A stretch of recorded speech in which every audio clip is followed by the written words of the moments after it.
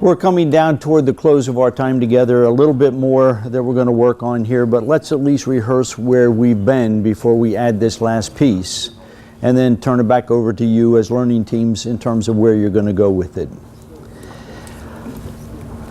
Essentially, I've been arguing for outcomes.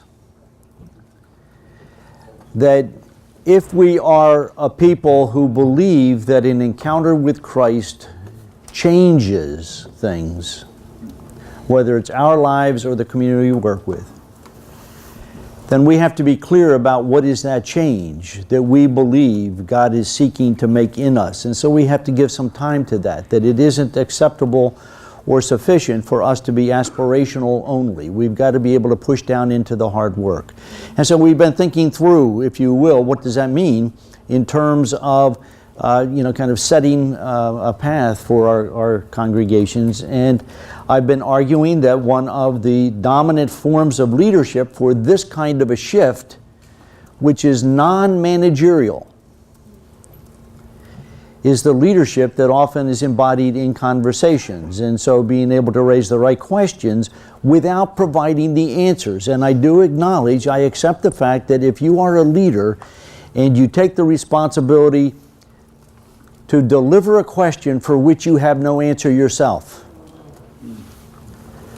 that is a very anxious thing. So a lot of this is us wrestling with ourselves. But we do need a leadership that's allowed, or that has a capacity to change the conversation. We do have any number of vital congregations in this room and across our connection.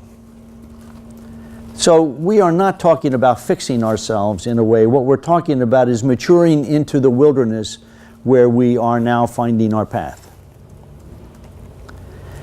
And so we've talked about outcomes, we've talked about leadership, we've talked about conversation. I've been inviting you to think about it in a different way, and you can begin to think about how that might play out or is appropriately to play out in your setting. I'd like to add just one more piece before we invite you to go back fully into your own leadership. And that is that there is a very natural cycle that it is very helpful to at least be aware of and to, again, diagnose where you are in your relationship and your conversation with your congregation or with your conversation team. There is a formula, if you will, for understanding how groups develop. Now, this comes from a body of research in terms of group development that has gone back over any number of years, and there have been just a whole array of models of how group develop, but when you put them all together, it breaks down into 4 consecutive stages of group development. They are in fact epigenetic, meaning simply that you don't go on to the next stage until you've addressed the issues that belong in the stage before. And like all good systems of thinking about it, these form a pattern that we can remember: forming, storming, norming, and performing. You can't get any better than that. Each of them is trying to answer a different question. And I want to move from here into understanding conversation a little bit more so that you have some sense of how you can use this. Let's just go through the forming, storming, norming, and performing. Forming is when a group is trying to answer the question, do we belong together? It's the question of inclusion. How many of you have ever been invited to a party in which you didn't know anybody else? Ever had that experience? Now, it doesn't matter whether you're an introvert or an extrovert, that's equally discomforting to everybody. You've got to figure out where you are. And so if you are invited to that kind of a party and you go, what is the very first thing you want to be able to do once you get there? You have to connect with somebody. You've got to find somebody to talk to. Who are you going to talk to? Anybody who will talk to you. Because you're trying to figure out, is it okay for me to be here? When you find that person that you're going to talk to, what are you going to talk about? Weather. You're going to talk about the weather. What else? Eagles. The Eagles. What else are you going to talk about? The food, the guacamole. Do you like guacamole as much as I dislike guacamole? Who else do you know here? Who else do you know here? Are you married? Do you have kids? Do you like dogs? Have you ever been fishing? And essentially what you're doing is you're locating anything that you share that would allow you to feel like you could be there and keep the conversation going. You are searching for sameness. You are simply trying to answer the question, do I belong? We okay so far?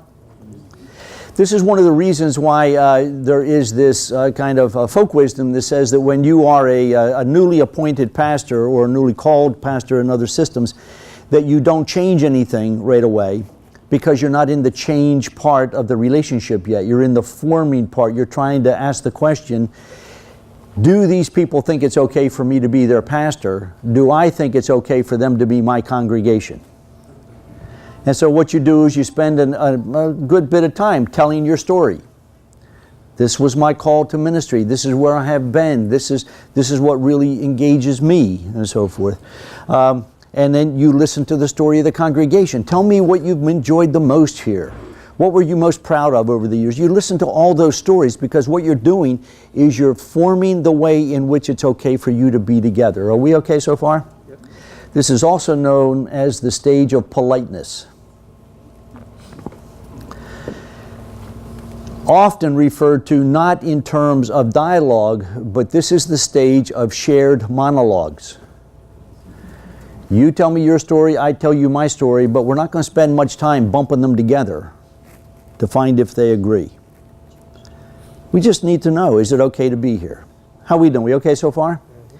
If we answer that question, then we move on to the next stage, which is the stage of storming, and we're no longer asking the question of belonging, we're now asking the question of control. Who's in charge of where we're going to go here? And so now what we're going to do is we're going to explore not similarities, we're going to explore differences. And so I am the newly appointed pastor of your church, and part of what you said to your district superintendent is that you really want to do ministry with young families with children. And so it's now October, and we're starting to be very serious about our Christmas planning. And we have this conversation that you have had a tradition of a midnight Christmas service for 400 years. And I suggest to you that may not be a good strategy for families with young children. So immediately what we're doing is we're bumping against each other, and we've got to figure out who's in control, who gets to say. And quite often it gets compromised out, in the sense that, what we're going to do is we're going to have the midnight service for the 4 people who still insist that they want to come, and we're going to have a 6:30 service for, the rest of the congregation. But do you hear what just happened? We bumped up against assumptions to have to make decisions. When we do that, we then move on to the next stage, which is the norming stage, which is when we make our agreements that will last. One of the reasons that an organization makes norms or sets norms for the way that it's going to go ahead is so it doesn't have to stop and make the same decisions year after year after year. The norm is now we're going to have a 6:30 Christmas service. We don't need to really explore that again until something else bumps us up against it. We've set a new norm, and we have a new agreement. Is this making sense so far? It's after we do that agreeing with each other around the new norms that we're able to go to performing. And performing is really essentially where we simply follow through and act on the things that we've now agreed to. You can imagine that this takes some time. And so the reason I'm laying it out is so that you have some way of kind of at least asking yourself, where are we in this process? Because if you observe the process, if you don't observe the process, many things butt against each other. But the deal is that in the United Methodist Church, we live in an appointment system that comes with norms of interchangeable parts. And we have long lived with the assumption that you can take one pastor out at the end of June, put a new pastor in at the beginning of July, and just keep moving on. Which means that we would like to go from forming to performing without doing the necessary work in between. Does that make sense? Yes. Now, at a lesser scale, and one of the things about these kinds of models, and so instructive, is that every single time a group sits down, they have to rehearse these stages. And sometimes it happens very, very quickly. I mean, one of the things that I've seen an awful lot of groups do is they come together and form as a committee, and somebody will remind them of why they're there. And then we'll do a little bit of sharing. You know, do you have any prayer concerns? What we're doing is we're really kind of doing the forming again. Let's remember why we came around the table. We're all here for the same reason. And then we do the storming. Here's the agenda. Does anybody have any agreement, or you disagree? Do you want to do something else? And then we get into the conversation. It's important to recognize the natural flow of these kinds of things. The reason I wanted to bring it here, first of all, is just, this is a dominant issue in community and the way community forms.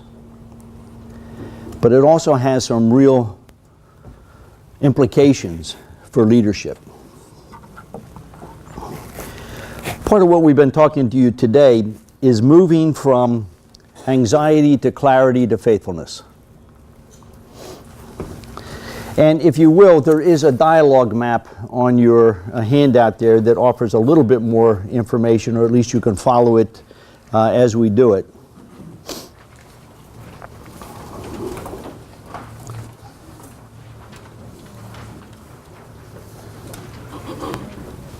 If you will, William Isaacs, who developed this particular map, takes us from quadrant 1 to 2 to 3 to 4. Quadrant 1 is that forming, that politeness stage. The reason I wanted to put it in Isaac's form is he describes the second stage as the time of breakdown. Here's where he's talking about controlled discussion, skillful conversation. I'd like you to at least consider the conversation we've had today as acknowledging your responsibility as a leader to challenge the polite conversations that may be going on in your congregation. That the way you move into mature discernment is by breaking down the old politeness first.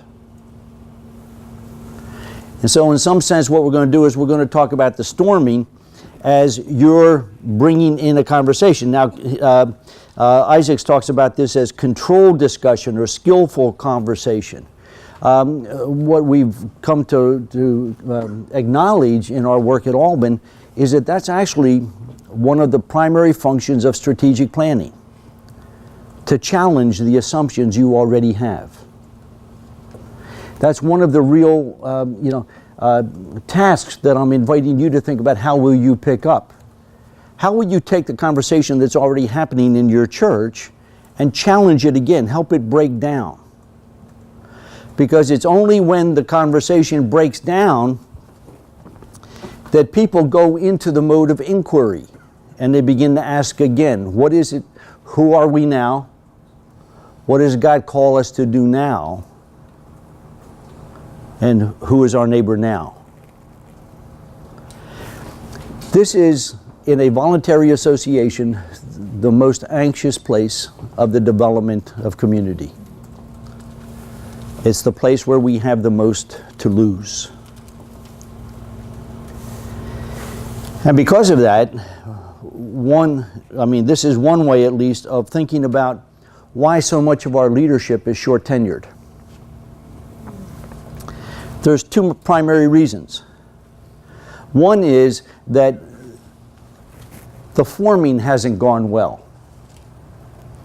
That as people have come in, either they've moved too fast, or in fact they don't reflect each other enough and they can't form the relationship, and so there's no forming, and so we really don't move on.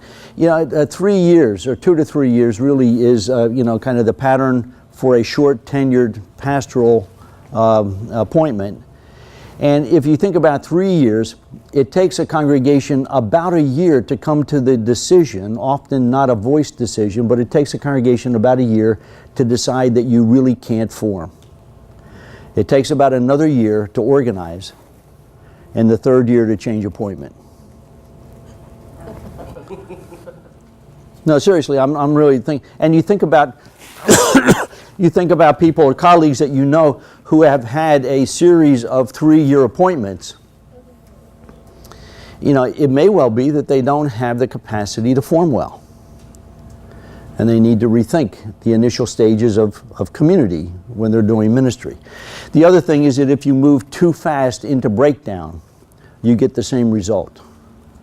So is there a way of honoring the normative kind of stages and the questions that people have to ask in order to get into the depth of the conversation that we've been talking about that would be purposeful rather than, you know, preferential? How are we doing? We okay? Now, a lot of you are at different stages of the tenure of your ministry, and so you may want to think about this in different forms. But even if you form a conversation group, you're still going to have to honor these. And you're still going to have to build it very, very slowly. That I mentioned that at the beginning of brain surgery, the only thing you don't want to do is move too fast. So, all right. Well, my hope is that today has been a day for you to explore things from a different perspective. To think about what it is you're trying to do, moving away from action plans and goals, and begin to think seriously about outcomes and why that's important. And in fact, both leadership issues and group issues as you do that. This really is your work now, the work that happens at your table. So let me first ask you to spend a little bit of time and go around the table and simply identify for everybody at your table what are your central takeaways from our work last night and today. One of the things that we know from Goldman's work on social intelligence is that when we get together and have this kind of a conversation, the amount of carryover of what you will take with you is about 10%. Now, if that's discouraging for all the time that you put into it, he also estimates that the content carryover for a full MBA program is 2%. And if nothing else, this was cheaper. Okay, but what that's all about, friends, is that you've been in this conversation. We played with a lot of ideas, but you've been thinking about it from your position, and you will continue to always be asking yourself, what helps me with what I'm trying to do? What belongs to me? So I'd like you to take a little bit of time, and each one of you go around and identify the key takeaway or takeaways that you want to make sure you don't want to leave behind, because if you don't identify them, you will lose them. What was most important in our work last night and today for you? If you will, go ahead to your table and just go around the table one at a time and identify those takeaways for each other. Okay, friends, we're going to wrap up here very, very quickly. I hope you've had a chance to name your takeaways. One of the other things that I highly recommend is after about 24 hours or within 24 hours, you just go back over and say, okay, what was it that I really don't want to lose? Name it, write it down, make it yours. It's really critical. I know that the design of your time here together is to now go into conversations with your colleagues, the peer kind of communities of practice that you have developed around issues such as, what conversations do you need to start, about what, with whom, in what setting, and then take the conversation wherever you need to go. But I just want to say a word of thanks. Thanks for the invitation. Thanks for working with me. I appreciate it very much. And well, hang on there.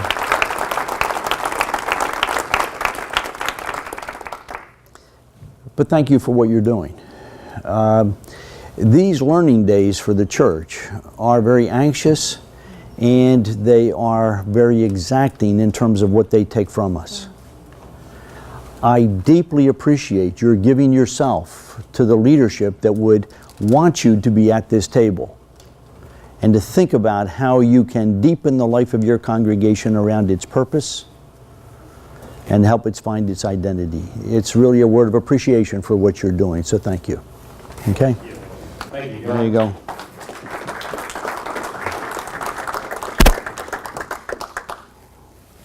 Certainly give us a lot to think about in leadership, and when you do that and continue the discussion, I know Gil's been a lifelong learner and things like that with ideas and leadership, and we had Pat Williams in our area, and so we wanted to give you a set of Pat Williams autographed books. Oh, how about that? On legacy and learning and the leadership excellence. And, Hey, did you give Pat my books? yeah. Oh, okay. But then I was at the airport. Thank you. I drove to the airport and it was still in the car. Oh. Like, we forgot it. Oh, yeah. But, you know, Pat Williams has 7 sides of leadership, and it's vision, communication, people skills, character, competence, boldness, and most of all, serving heart. And I think Gil Rendle has shown us that side of him today, all 7 sides. Thanks so much for coming and being part of the Academy and your work throughout the denomination. Good. Thank you. God bless you Friends, all. thank you.